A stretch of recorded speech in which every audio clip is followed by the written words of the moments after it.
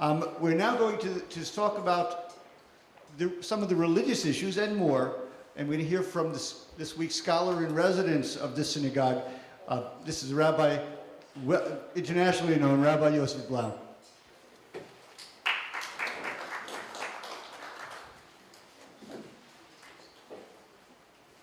Let me react to the comment about the courageous words of Rabbi Schwartz,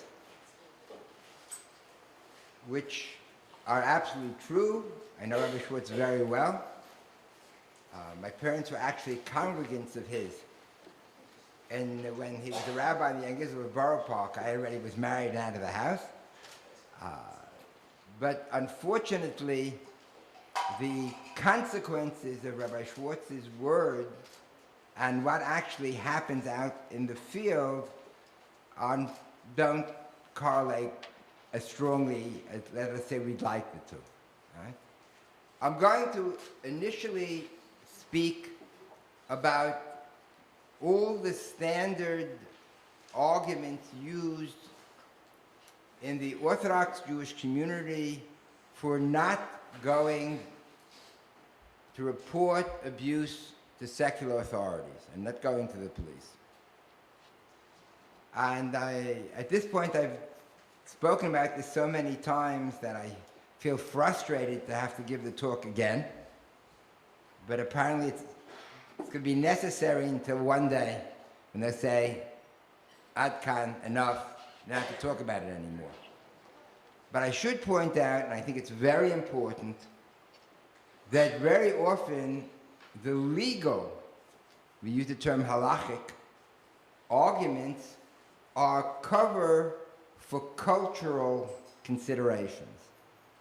I recall one particular incident. A Hasidic child had been abused by an older child. They lived in proximity. There was clear reason to assume that he was not the only victim amongst the children in the area. And the parents didn't know if they were allowed to report the abuse to the police. And someone recommended that they contact me. I called up, I got the mother. Turned out the mother had been abused herself as a child, so she certainly was sensitive to this. She asked me to wait till her husband came home. We spoke that evening, and after I explained, as I will now, why, according to Jewish law, they should report it, the husband turned to me on the phone and said, "That's not the question. I know we should report it. The question is, what happens to us in our community when we do so?" And what happened, if you followed the story, and I was actually working with an assistant district attorney in Brooklyn at the time, who gave me the name of a rabbi in that community she trusted, and without going through all the details, the parents were told, don't. They took them to a more prominent rabbi. It's not worth it. Don't worry. We will get help for the child who's abusing, and we'll go to use a Yiddish word, a heimische therapist. Now, one of us, at least, the only thing I can say positive about the story was that the parents of the child who was abused said, no, thank you, we're going to go to a real therapist.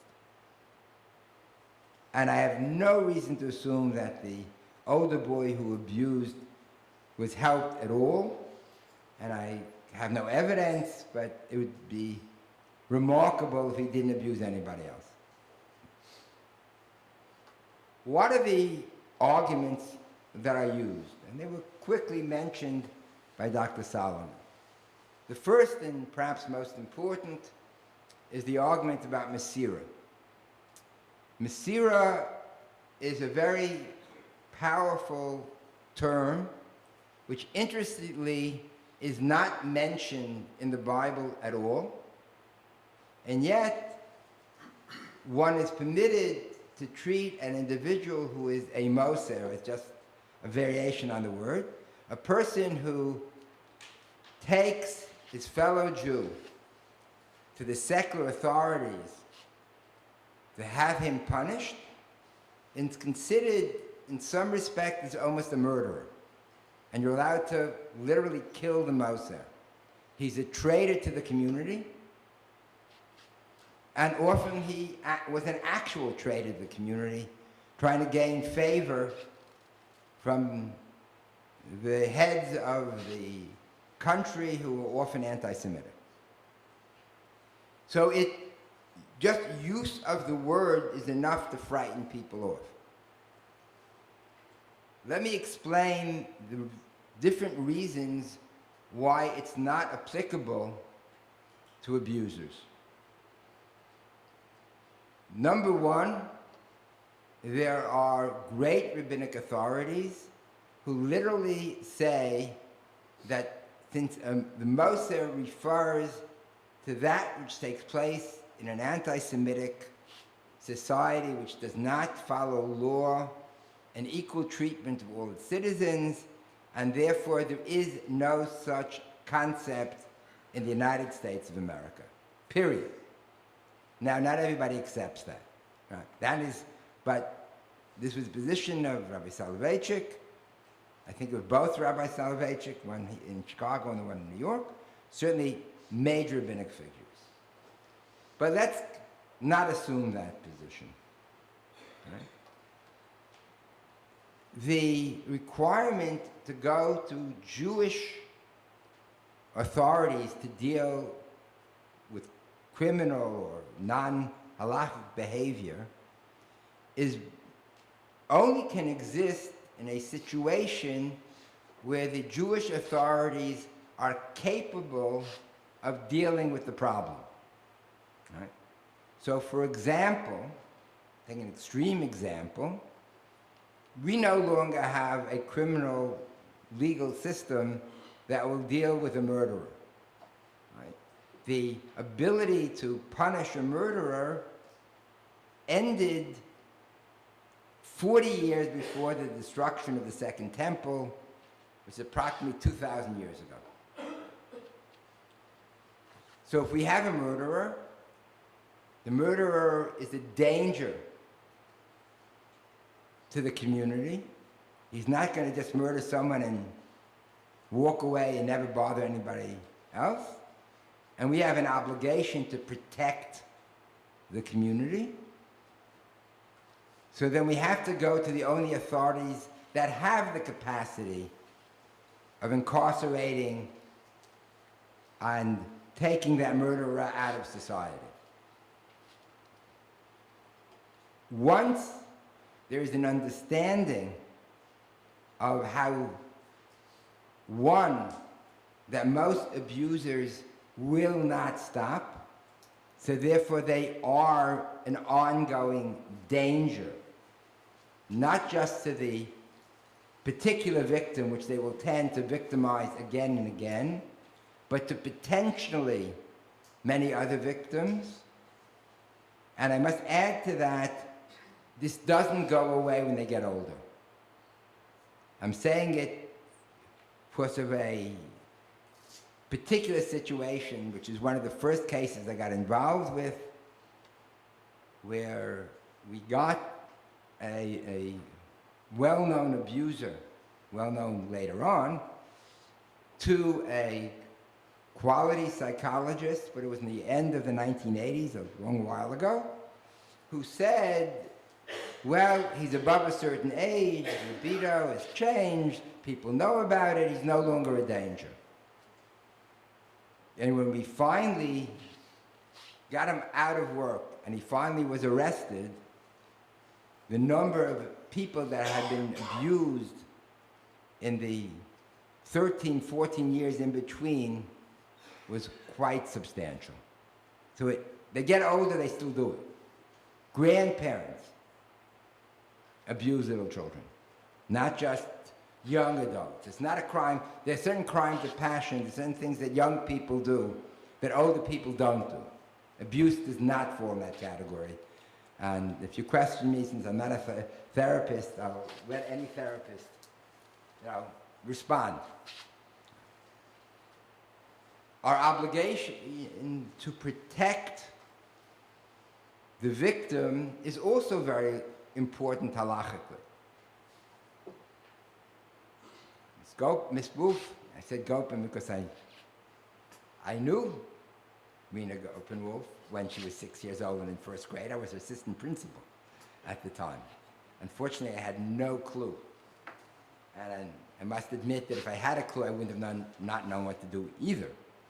You know, we've all been part of a learning curve. Lo tamar al dam re'echa.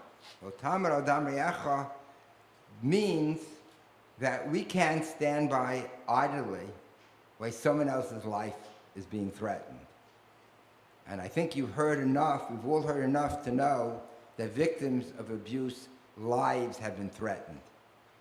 You know, there's physical death, and even there, the suicide rate is much higher than other groups in society, but their lives are destroyed in so many ways, as has already been described. What are the criteria? So people will say, but how do we know they're telling the truth? Right? There's a famous responsum from Rabbi Yosef in Israel, a great halachic authority who just passed away a couple of years ago, where he used the words raglayim ledava. Literal translation doesn't make any sense. Raglayim are legs. It has, you know, that the matter has legs. It means there's circumstantial evidence that if you look at the situation, there's reason to believe it. Right? We already heard a report of what the statistical evidence of what percentage of people who say they were abused are believed. And of course, for the victim himself or herself, they know 100%. Right? They have more than raglayim ledava. They were the people victimized.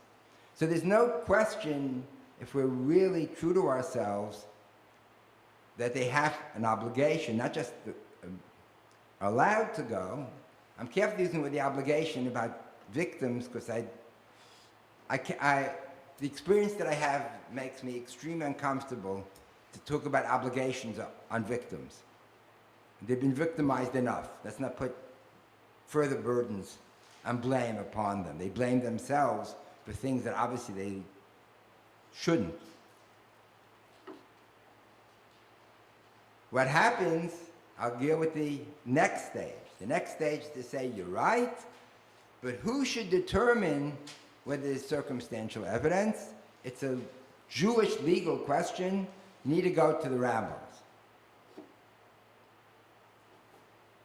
So I gave an example in an article, which I'll repeat again.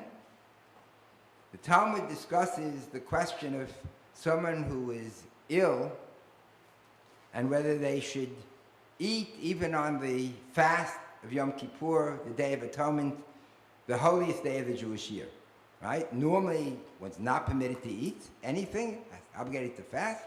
What if one is seriously ill? How do you determine how seriously ill they are? So there's a discussion in the Talmud and Yuma about checking with doctors. Discussion if there's a dispute between doctors.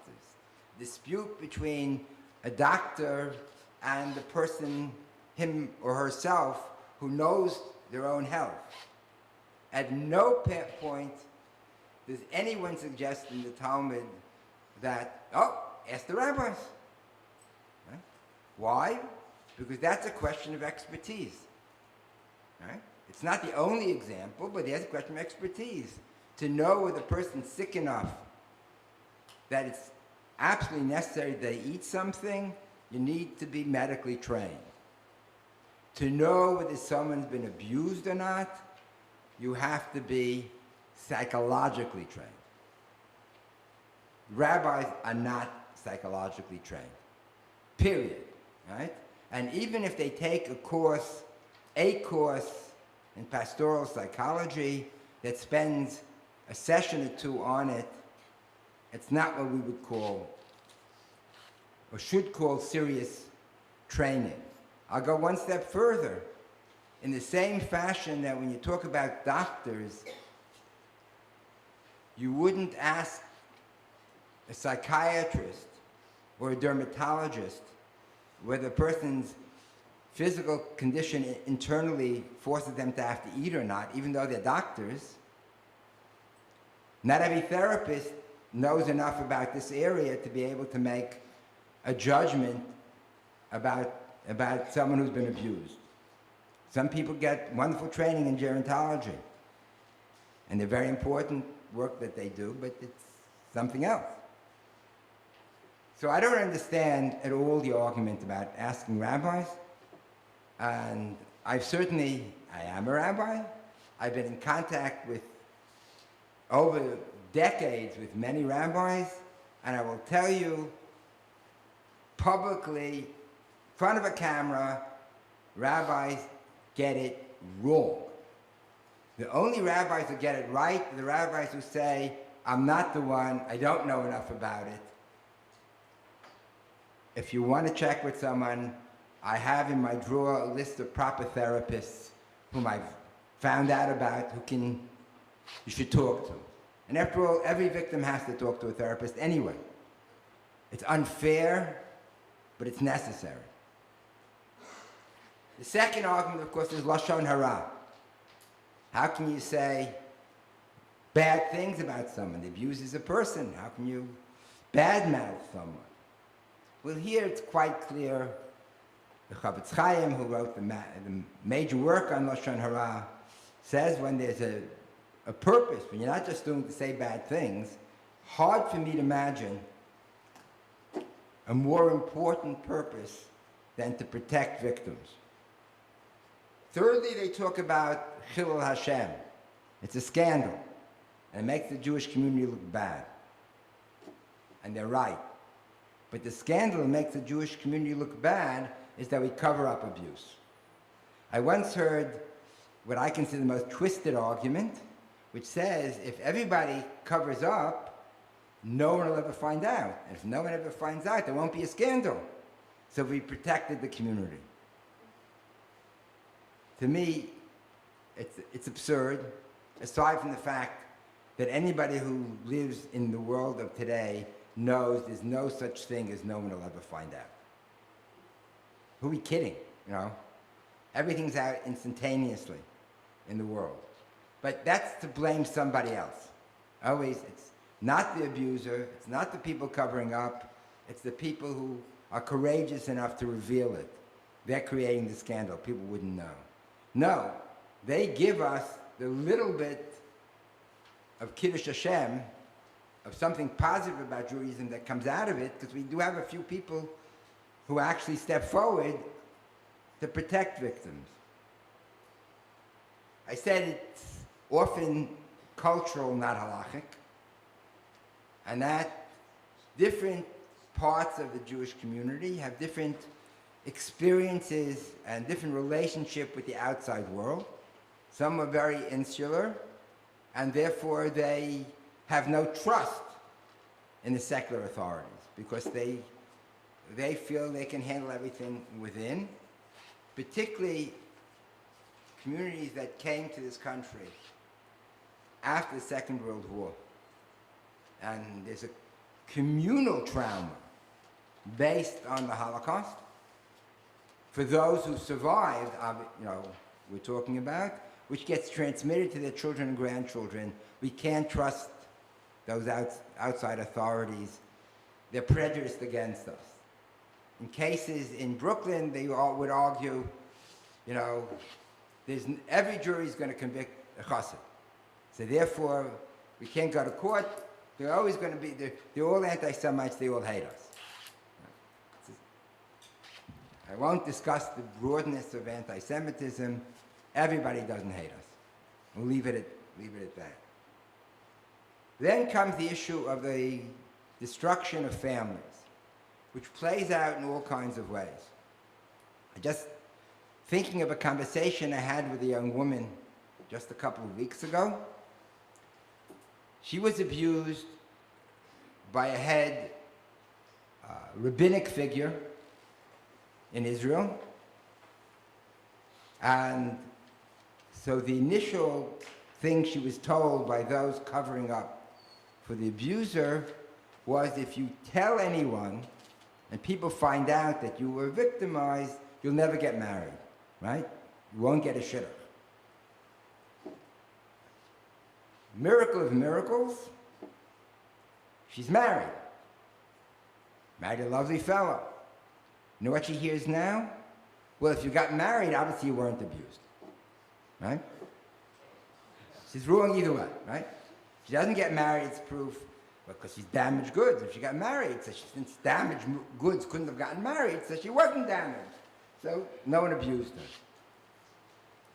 I couldn't make this up, right? But it's real. Everybody worries about the family of the abuser. Huh? And I think people should be sympathetic with the family of the abuser. But they should blame the abuser for the family of the abuser's problems, not the victim. Number one. And number two, I just find it so strange. We're not so concerned of the family of the embezzlers, of the family of the bank robbers. They also have families, and we should not ever prosecute any of them because their families will be hurt. Why it's so much more prevalent when dealing with the families of abusers than any other case, hard for me to understand. And very frankly, in the cases that I know really well, all the children of the abusers managed to get married, right? I guess that doesn't prove anything, what I said before. They all agree. The only one that really have suffered, since overwhelmingly, though not exclusively, if you follow the media, you know it's not exclusive, it's a male abuser, their wives still suffer very often, but that's a very complex situation, which is way beyond my ability to discuss at this time. Then, of course, comes the argument of tshuva, repentance, such a fundamental Jewish concept. We all believe in repentance. The Talmud talks about if you see a scholar who sinned, you have every reason to assume by the next morning that they've repented. Can't be. Huh? So here I just want to make one formal halachic distinction, which frankly I know of very rare exceptions, very, very rare, and most of them have been insincere anyway. According to Jewish law, if I hurt another person, it is insufficient for me to repent in front of God. I can bang my chest all Yom Kippur long, and I can be as sincere will be. And if I don't ask forgiveness from the person that I hurt, I'm not forgiven according to Jewish law. According to some Jews, it goes even beyond that, right? I'm not forgiven. Abusers don't ask their victims. They don't come and apologize to their victims. I'll give one counterexample, but it was phony. Right? One of the cases that I was involved in, we demanded from the abuser that he call a bunch of victims up. So a few weeks later, I get a call from a woman, at this point already middle age, it had taken place a long time ago. She was shocked. The abuser called her up to apologize. And when she said to him, "Did you call my cousin? You abused her as well," his response was, "Well, the rabbis didn't mention your cousin." Huh? Another woman told me this summer in Israel that this abuser called her when it was 3 o'clock in the morning in Israel. He was calling from the States. It was 3 o'clock in the morning in Israel. Of course, no one answered the phone. And he said to her, "I've called you 3 times. You haven't responded. I fulfilled my obligation." Right? So it was fake. Right? I just received a call this past week from someone who was convicted of abuse in 2 countries, has been in jail in 2 countries, and there is very strong evidence that he also abused in a 3rd country, who called me to say, "I spent my time in jail. I want to volunteer my services to help other abusers. Right? So I was taken aback. I happened to be in contact with someone in another country. I told them the story, and they said, this fellow, he never apologized to anybody, he never admitted anything. What a con job.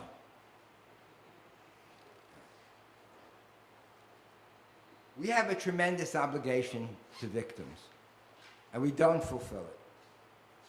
Right? Not only lo samar dam re'echa, the phrase HaKadosh Baruch Hu mevakesh hanirdaf, our compassion should be for people who are in the suffering in society. The Torah endlessly talks about our special obligation to widows and orphans, but it doesn't have to be taken only in the literal sense. It means all those who need special help in the society, all those who don't have supporters. And they're the ones who suffer. And I can say without any hesitation, from getting tens and tens of calls over the years from people who have been abused, who have been re-victimized endlessly by people who disparage them, who claim that they made it up, who told them to get over it, and showed no concern or sympathy. I agree 100% with Dr. Solomon, just our own concern and sympathy is insufficient. It's not going to cure anyone. But I can tell you, being callous, telling people you must have invited it, it was probably your fault, didn't you enjoy it as well, certainly re-victimizes people. And even if it's not a specific act of abuse, I'm afraid it comes close in terms of the effect that it has, ongoing effect on the victims.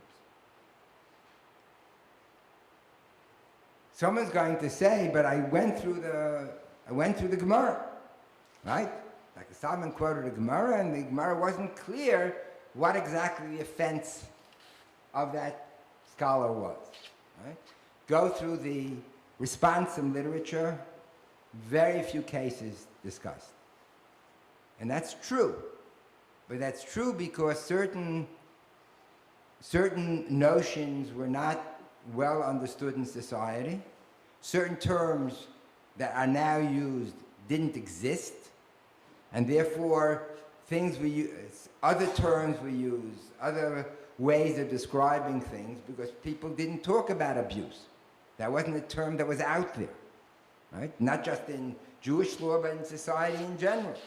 So people never talk about it. There's no reason to assume that abuse was ever less in society than it is today.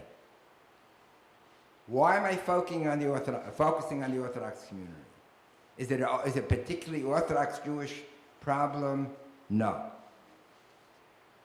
Just the other day, there was an article appeared in a Jewish newspaper in New York.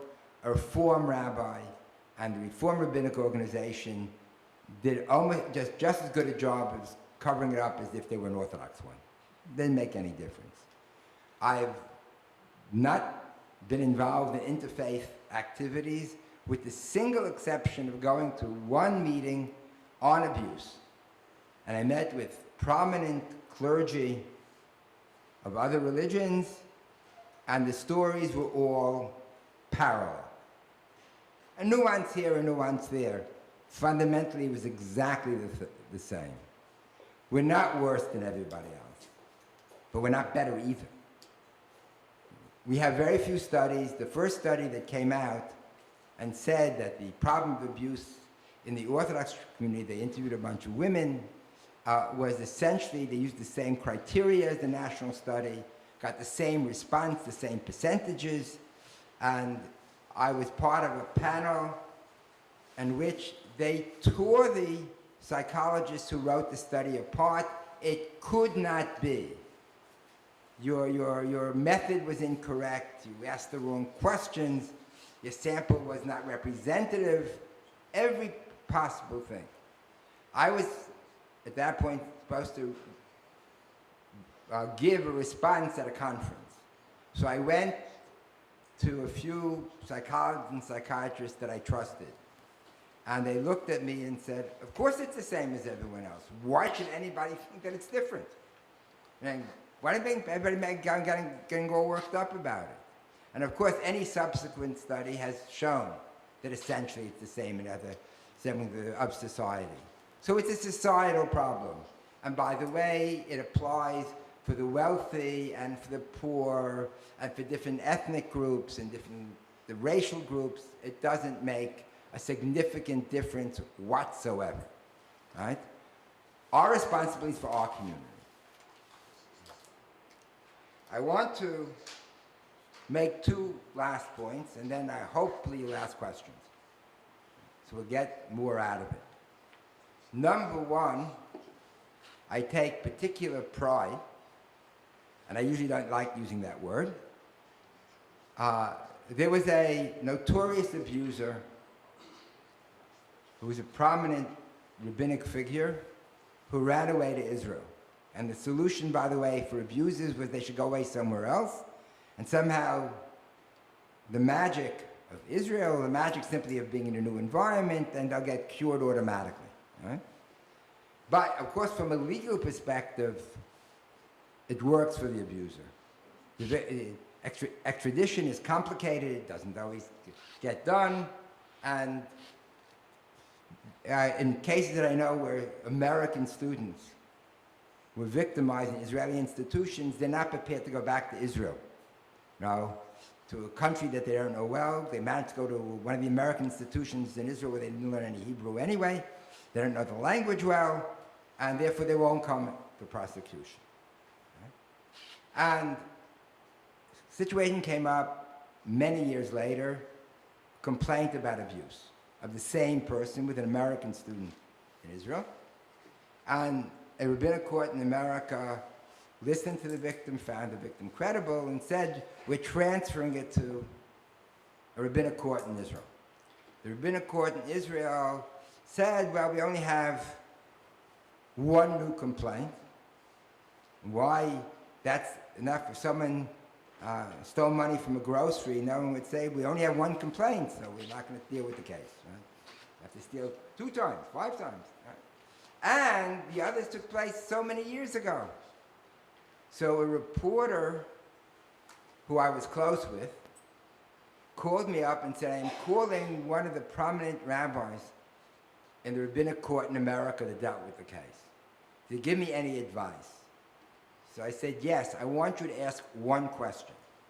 Right? Ask the rabbi if there is a concept in Jewish law of a statute of limitations. And of course the answer he got is, there is no such concept. And I'm not going to get into the discussion with lawyers and judges of use of statute of limitations, when it should be used and not in this country. But if you're talking Jewish law, there is no such concept.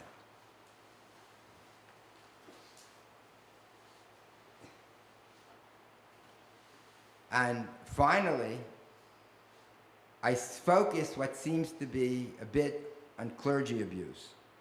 And that's terrible, tragic, and particularly embarrassing. It's certainly far from the only case of abuse that exists in our community. There's a particular kind of abuse that's done by authority figures, and a rabbi or a priest is an authority figure that sometimes takes advantage of that position, to take advantage of people and hurt them and abuse them. Most abuse takes place within the broader family structure, which introduces many complications. The only one that's halachic, because all the rest are cultural and very significant in terms of relationships, but not legal, is kibbud av v'em. And the often are discussions, do I have to honor my father who abused me? And we'll get a discussion of the obligation to honor a parent who is a wicked person. And that's an interesting discussion, but from my perspective, irrelevant.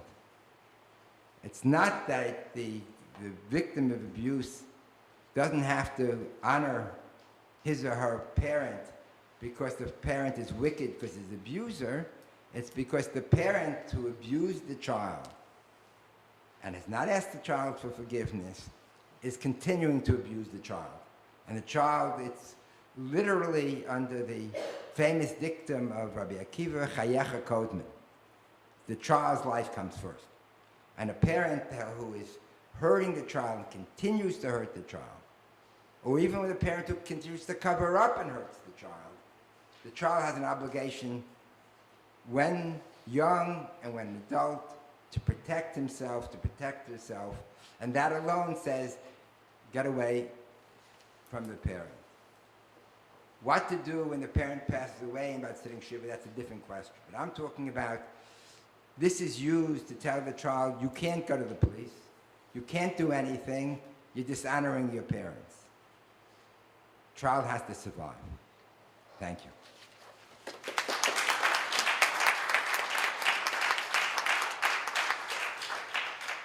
Just before I take questions, I just want to make a couple of notes. One is that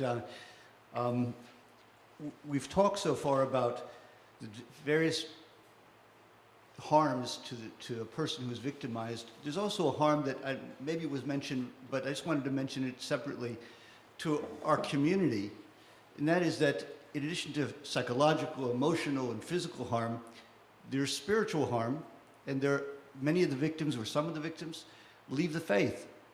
And that's a loss for our entire community, our entire people. Second, we've talked about the cover-up, but there's often more than just a cover-up. There's active persecution of the victims. There's active persecution of the whistleblowers. And that's even more of a cause for shame and scandal.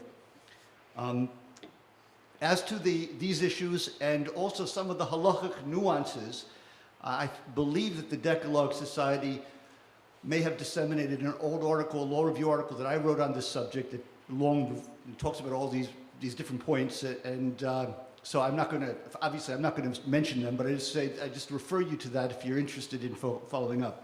So now I'll take questions. Yes? So far, everything that's been talked about has been after the fact.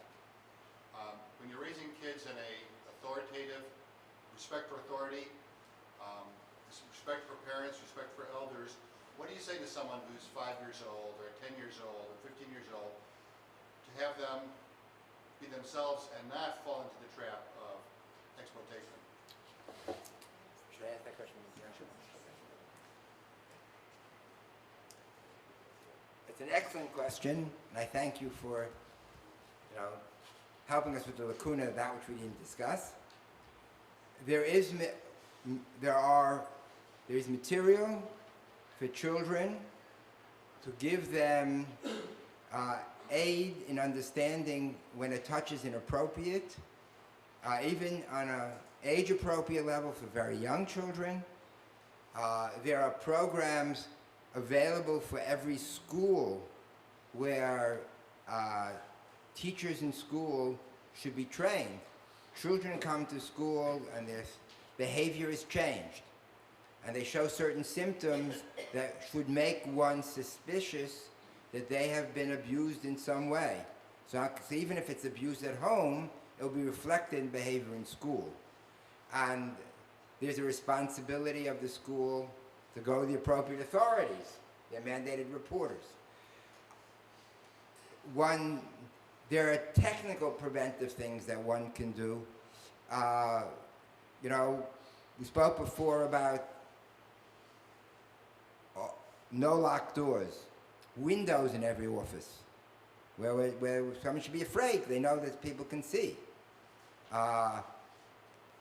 Training. We did mention, for example, one particular thing, one area, for example, is summer camps. Youth programs. Summer camps are wonderful places and about as dangerous as you can get.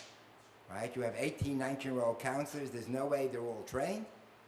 Open areas, they can go out in the woods with a kid for any reason under the sun.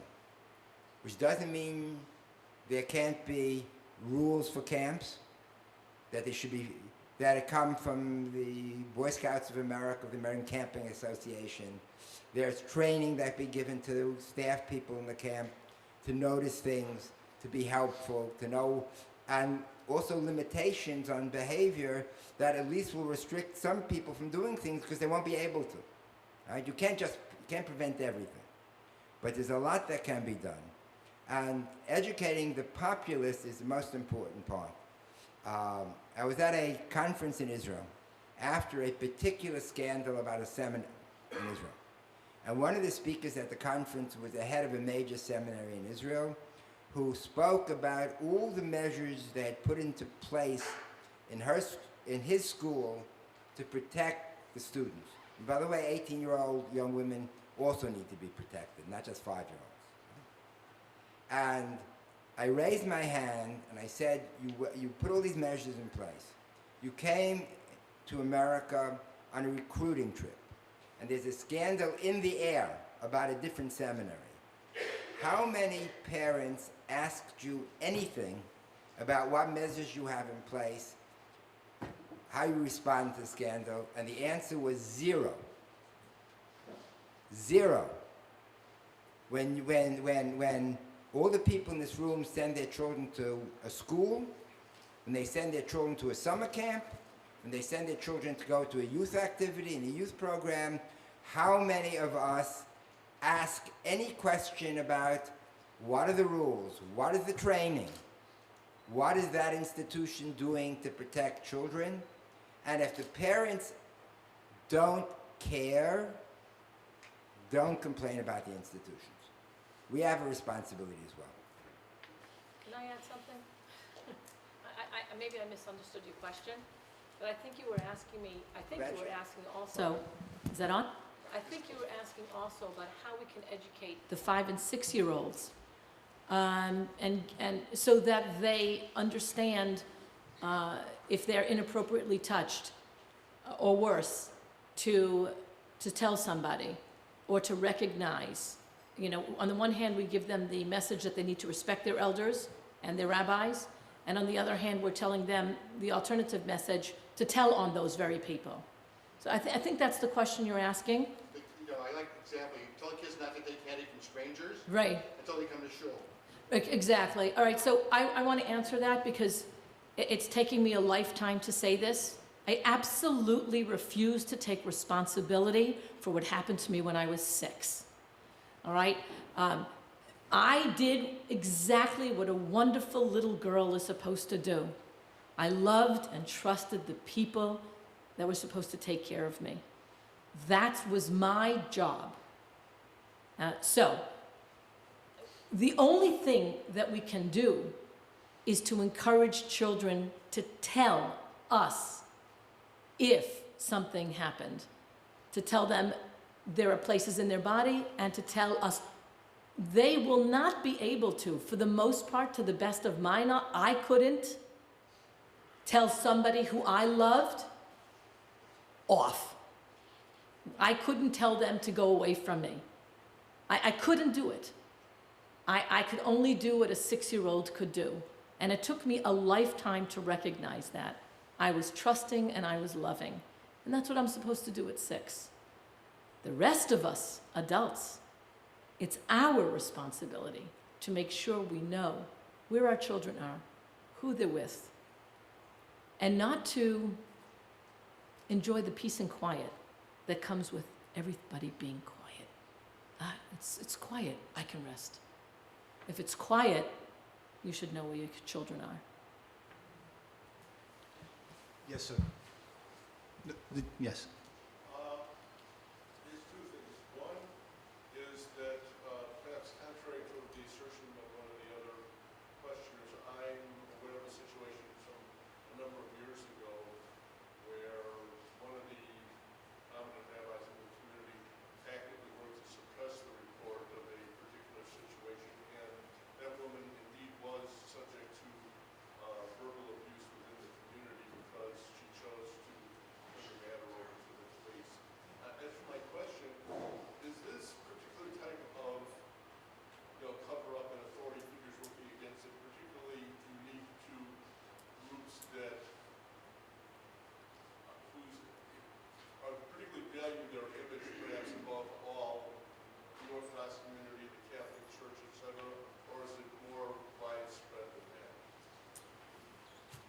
The tendency of groups to protect themselves is almost universal.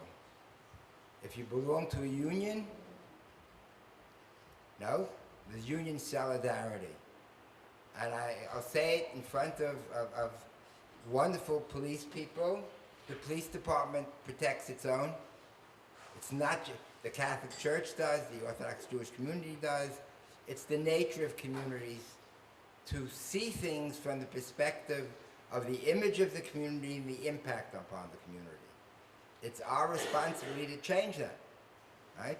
I don't mean to change it in the sense that there should not be any loyalties, but you know, life involves balancing more than one value.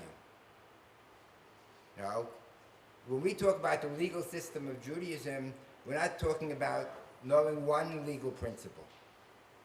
Most cases involve a lot of principles that have to interact to determine what to do. Yes. Loyalty to institutions invariably, ultimately comes at the impact to hurt individuals. And individuals are people, institutions are not people. Yes, ma'am. I wanted to ask Ms. Goldman, because you confronted your abusers after the legal statute of limitations had passed, can you tell everyone here how you dealt with confronting your abusers and how they responded and what the implications and what happened? The question is, since Ms. Wolpin addressed her accusers after the statute of limitations had lapsed, how did she address them and how did they respond to her? All right, so a few things. First of all, I was abused by more than one person. I did not confront all the people who abused me. Only one. Second of all, for me, there were no statute of limitations because I would never, until the day I die, reveal in public the person who abused me, the people that abused me, because they have family that's also my family that I love, and I would never hurt my extended family. So I would never say anything. Very limited people in my life know what exactly would happen to me with all the details. It was indeed very, very complicated. And I want to say that because most often these conversations gear towards this is what the community needs to do. We need to get in touch with the police. We had a whole big ta-da about Mesira and Lashon Hara, and now that we resolved that, so now we tell everybody to go to the police. And for most of us, for many of us, there's no police. There's a lot of hurt. There's a lot of concern for family, and we have to deal with it on our own. So there was no statute of limitations. I spoke with the person that abused me. It was sad. That person was very remorseful. It was sad for me. I thought I was going to go in and just give him a piece of my mind, and I didn't. I was very sad because I couldn't take the high ground with somebody who at one time in my life I loved very, very much. It simply isn't so simple. So now, many years later, now I can let go of that person, never have to see that person, keep everybody away, I know, away from that person. But it's a difficult thing. But it had nothing to do, I just want to make sure that you understand, it had nothing to do with statute of limitations or anything legal whatsoever. Those issues do not apply to most of us who are abused by family members. So as we said at the beginning, there are many diverse types of situations, and this type of situation apparently underscores the need for our community to educate and prevent rather than just to report. I think we have, we will take more questions later on.